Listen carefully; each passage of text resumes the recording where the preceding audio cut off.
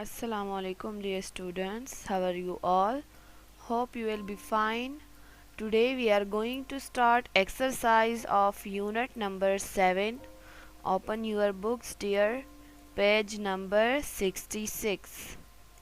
First we will do question number 1. Choose the correct answer.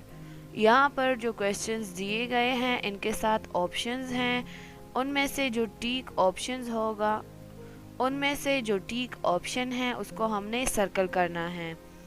Look at number 1, which of these is not a force. इनमें से कौन सा force नहीं है? Option A push, B pull, C gravity, D light. Question में आपसे क्या पूछा है?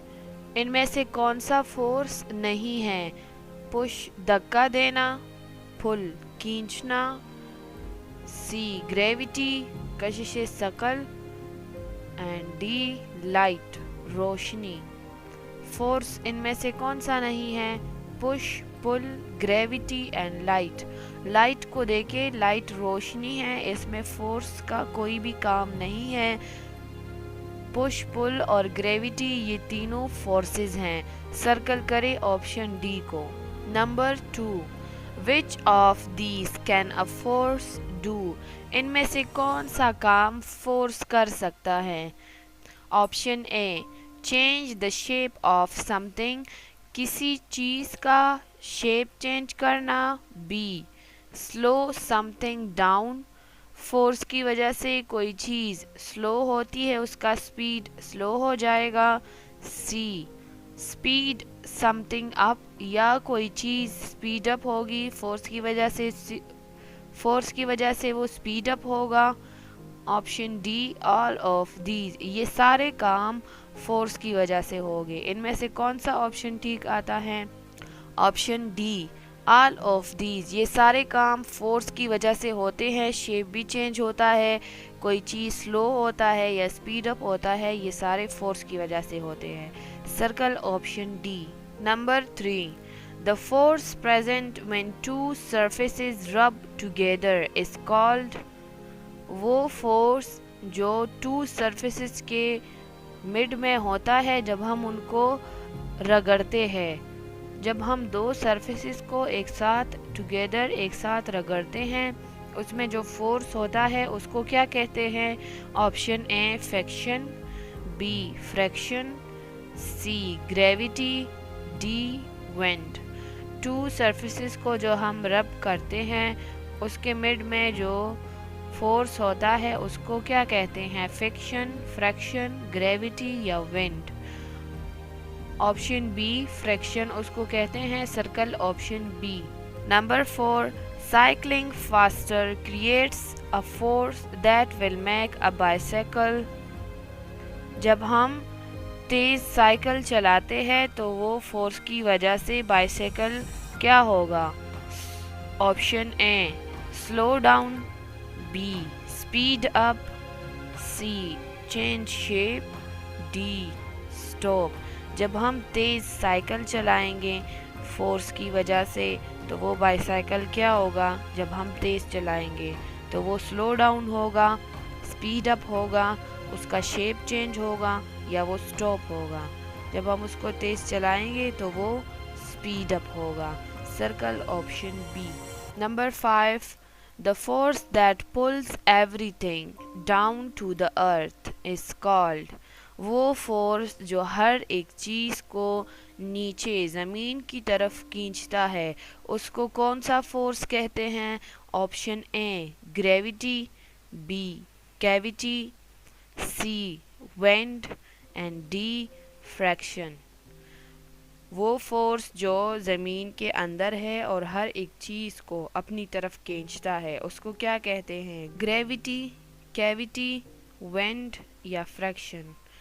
सर्कल ऑप्शन ए, वो फोर्स ग्रेविटी हैं जो ज़मीन के अंदर है और हर एक चीज़ को अपनी तरफ खींचता है। सर्कल करें ऑप्शन ए को। ठीक है, क्वेश्चन नंबर 1 फिनिश हो गया। Now look at question number 2। Question number 2, answer these questions. Question answer है ये हम रिटर्न करेंगे नेक्स्ट वीडियो में। Look at question number 3, the effects of forces are all around us.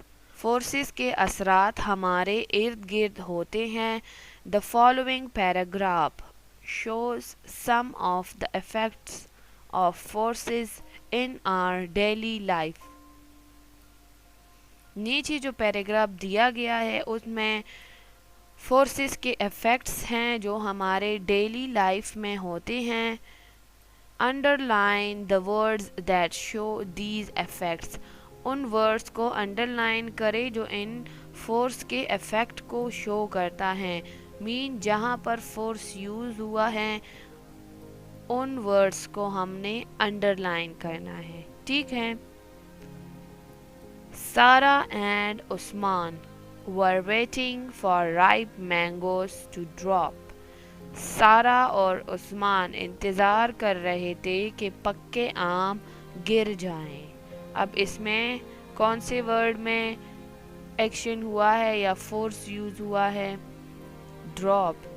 Drop mean गिरना। जब कोई चीज़ गिरता है तो उस पर फोर्स अप्लाई होता है और वो नीचे ज़मीन की तरफ जाता है। अंडरलाइन करे ड्रॉप को। When सारा saw a big ripe mango fall। जब सारा ने एक बड़ा पक्का आम गिरती हुई देखा। फॉल मीन गिरना। अब यहाँ पर फोर्स यूज़ हुआ है, वो गिर गया है।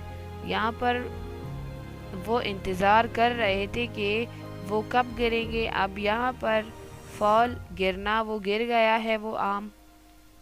अंडरलाइन करें इस वर्ड को, यहाँ पर फोर्स यूज़ हुआ है। शी रैन टूवर्ड्स इट, तो वो इसके तरफ भागी। रैन भागना। जब वो रनिंग करेगी तो फोर्स यूज़ करेगी ना, बग़ैर फोर्स यूज़ किए हम मूव नहीं कर सकते। रैन भागना, यहाँ पर फोर्स यूज़ होगा, इसको अंडरलाइन करें। Usman appeared from behind and pushed सारा अवे। उस्मान पीछे से, बिहाइंड पीछे से ज़ाहिर हुआ, नमूदार हुआ और उसने सारा को धक्का दिया। पुश्ड मीन धक्का देना। अब पुश्ड फोर्स है, यहाँ पर उसने फोर्स यूज़ किया है। सर्कल करे इस वर्ड को, pushed. He picked up the mango, उसने मैंगो उठाया। Picked up. अब जब वो मैंगो उठा रहा था तो उस टाइम उसने फोर्स यूज़ किया है। पिक्ड अप में उसने फोर्स यूज़ किया है, इसको अंडरलाइन करें, picked up. Just as he lifted it to his mouth, जैसे ही उसने अपनी मुंह की तरफ उठाया। लिफ्टेड उठाना, यहाँ पर फोर्स यूज हुआ है, इसको भी अंडरलाइन करें। सारा pulled the mango right out of his hand and ran away. सारा ने उसके हाथ से आम को खींचा। पुल्ड मीन खींचना, यहाँ पर भी फोर्स यूज हुआ है, इसको भी अंडरलाइन करें। एंड रैन अवे, और भाग गई। यहाँ पर फिर उसने फोर्स यूज किया है भागने के लिए। रैन भागना, इसको अंडरलाइन करें। Now look at question number 4। Fill in the blanks using the correct words phrases from the brackets. इन ब्लैंक्स को हमने फिल करना है। इनके सामने जो वर्ड्स दिए गए हैं ब्रैकेट्स में, उससे हमने ये ब्लैंक्स फिल करने हैं। Look at number 1। Dash is a natural force. क्या एक कुदरती, डैश एक नेचुरल कुदरती फोर्स है। विंड हवा या इलेक्ट्रिसिटी बिजली, इन दोनों में से कौन सा ठीक है? हवा कुदरती फोर्स है या बिजली?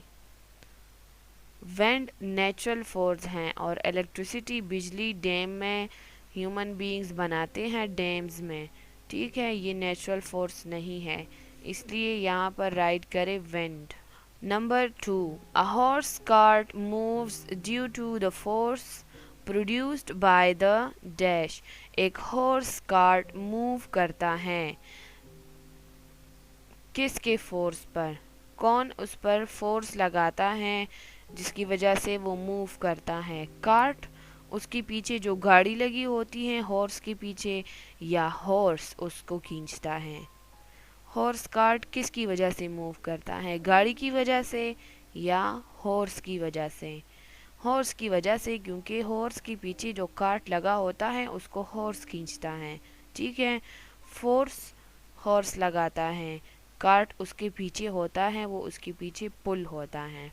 यहाँ पर राइट करें horse. Now look at number 3, the force of gravity keeps everything firmly dash.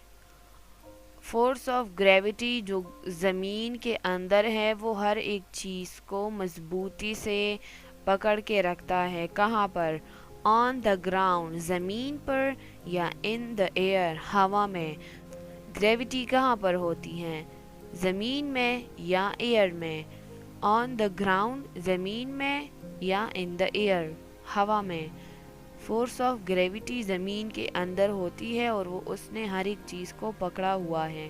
ठीक है, यहाँ पर हम राइट करेंगे on the ground. Number 4, a dash is the force applied to the pedal on a bicycle। एक dash एक force है जो हम अप्लाई करते हैं बाइसाइकिल के पैडल पर, पुश या पुल। हम बाइसाइकिल के पैडल को पुश करते हैं, उनको धक्का देते हैं, या पुल करते हैं, उनको खींचते हैं। हम उनको पुश करते हैं, धक्का देते हैं तो वो मूव करता है और स्पीड अप होता है। यहाँ पर राइट करें push. Number 5, a dash is the force applied when someone applies the brakes on a bicycle। कौन सा फोर्स लगता है जब हम बाइसाइकिल के ब्रेक्स को खींचते हैं, उसको बाइसाइकिल को स्टॉप करते हैं।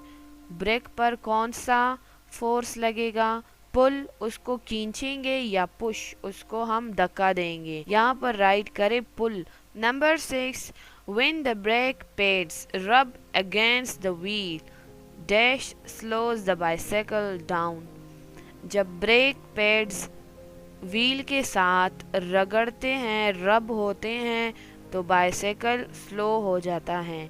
कौन से फोर्स की वजह से, ग्रेविटी की वजह से या फ्रैक्शन की वजह से। जब टू थिंग्स रब होते हैं तो उनके मिड में कौन सा फोर्स प्रोड्यूस होता है, ग्रेविटी या फ्रैक्शन। फ्रैक्शन प्रोड्यूस होता है ना, यहाँ पर राइट करें फ्रैक्शन।